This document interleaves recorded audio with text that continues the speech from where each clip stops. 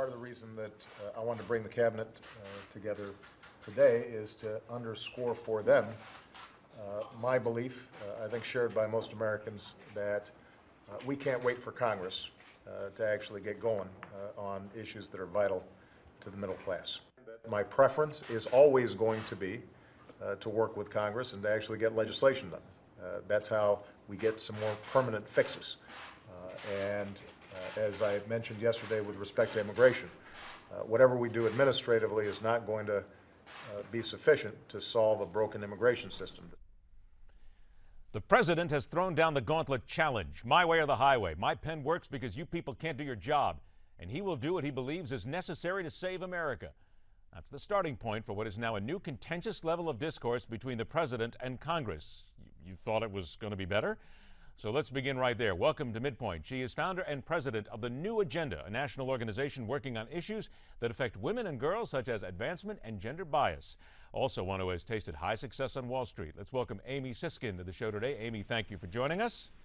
Thank you for having me. And we welcome back from politicalhype.com, political commentator Mariana Mancuso is right here on the set as well. Mariana, it's a pleasure to see you again. Thank you for having me. All right, ladies, we're going to get right to it because this is certainly where we have to begin.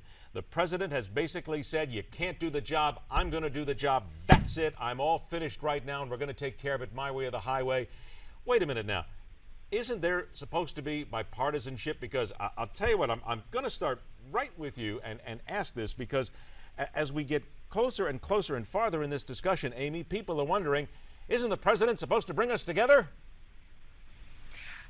I have to say the president is not the most popular, but there's somebody less popular, and that's our Congress, and we're at a low point of 6%. There are skunks in my neighborhood that are more popular than our president. So I think we have to put in context that everything is broken and right now it needs to be fixed. I take the president's point that he's being threatened by a lawsuit on Friday, and we're still waiting to hear what that's about. We haven't heard a damn thing since that was, launched on Friday.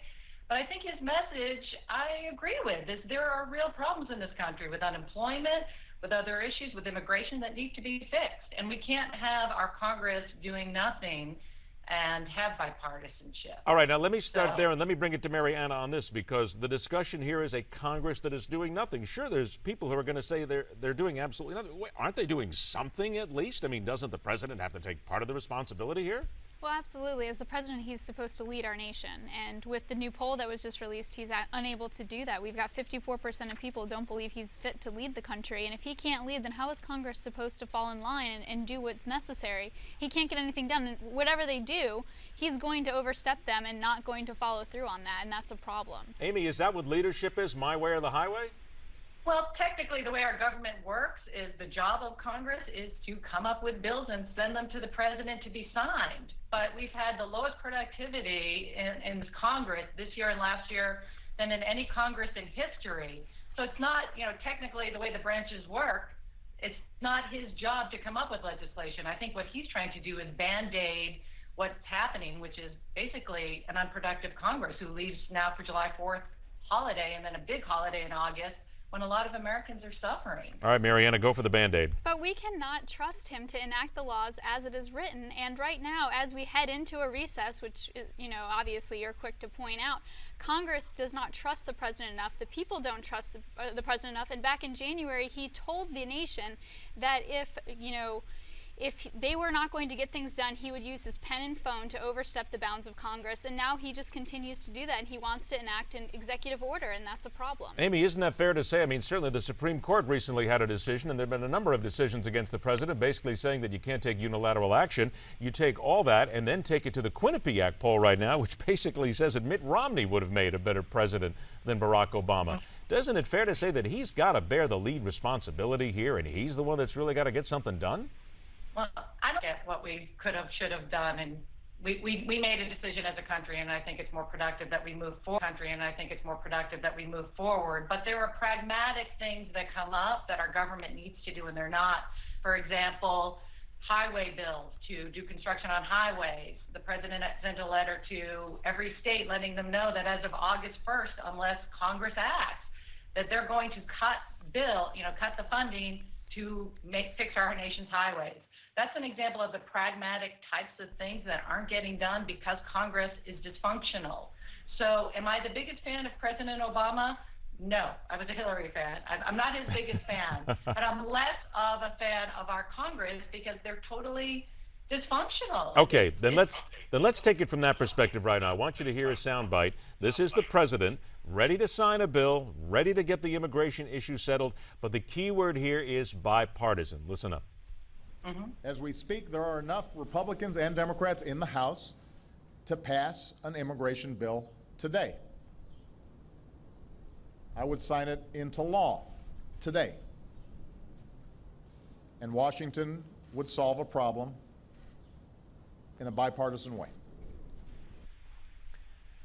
All right, Amy, bipartisanship. He's right. We hear this. He's right. Okay, Because he's between right, the but where's the Democrats and the bipartisanship, though? Where do you get, if we're talking about this, it's got to start with somebody. Who's supposed to start this, and where does this have to start to put this bipartisanship together? Please, Amy, go ahead. Okay, we might have lost her. I'm going to go to you. We'll try to get her back.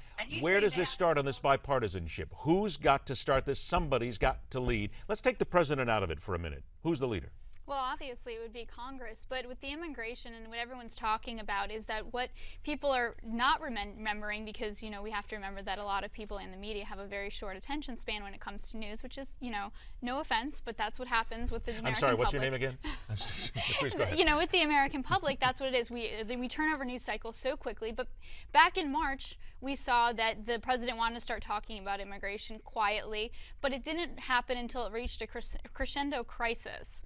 And now that it's, you know, of epic proportion and people are angry, his approval rating is tanking faster most days than some of the trends that are coming through, we are having to now do something, and now it's an imminent danger. We saw this back in June of 2012 as we went into a midterm election, and he's doing this again in another midterm election to save his party that's floundering in the midterm election process. Let's boil this down, Amy, again, because you said that he's right, you agreed with it, but let's get to this. Who is the person then? There has to be somebody who is eligible, willing, the proper person to lead to break this bipartisan logjam up. Anybody? Right. Well, what technically needs to happen is Boehner needs to bring these bills to the floor to be voted on. And if enough Republicans go along with the Democrats, which was the president's point, then the bills will pass. Boehner has publicly said that they refuse to act on immigration this year. So yes, it's a mess down in the southern part of our country with immigrants coming in, and there's no fix because Congress is out, you know, at the beach enjoying themselves in their barbecues, and they're not doing the work they need to be doing to solve this issue. So if you're asking me the question, the president is trying to put a Band-Aid on a situation where if Boehner would bring things to the floor to vote on, I think we would have some resolution. Marianne is chomping at the bit. Go. Well, immigration has just been a continuing problem, but again, because it reached an epic proportion and nobody has done anything about it, now the president wants to step up and say, you guys have to do something, and that's completely unacceptable. I mean, you know, we've seen this been a problem. It's just increasingly. We've had lax border security, but this is another example of the president continuing not to do anything until it becomes a problem. He doesn't plan and prepare. He instead waits to react, and that's just been his continuing presidency. Amy, I got about a minute and a half left. Oh, no, well, please, go ahead. Go ahead, answer. It's not his job. The Senate and the Congress are supposed to bring bills to the floor and vote on them, send it back to each other, and then send it to sign. He did do something about immigration, which is that people that are here under the age of 30 have a path to citizenship, but it's not his, and that's being criticized. But you can't have your cake and eat it too. You can't say he's not doing anything, and then when he does do something, you know, throw out this thing Friday with Boehner, which we're still waiting for the details on. Oh, we're going to sue you. For what? I mean, if Congress wants to put together a bill and vote on it, let's see where people stand. Let's let our politicians do their jobs that we're paying them to do. I got about 45 seconds left, Amy. I'm going to ask you first. Rick Perry has said to President Obama, come to the border. We want you to come here, and we don't want it to be, as a Border Patrol representative told us a couple of minutes ago, a dog and pony show. Do you think he'll actually go and see that things are happening? Oh, I think he's well aware of what's going on. I don't find it helpful to do these like big spectacular things where people look at problems. I mean, he's well aware of the problems that exist. But again, I keep going back to this is Congress's job to come up with legislation to deal with these issues. Mariana, maybe it's better if Congress shows up there instead of the president? You know, I guess if that's the case, I mean, this has just been an entire let's blame Congress for everything because the president isn't required to do anything, which I am in complete disagreement. The only time he steps up on an issue is during an election cycle because he's not a president. He's a continuing campaigning candidate for the Democrats and himself.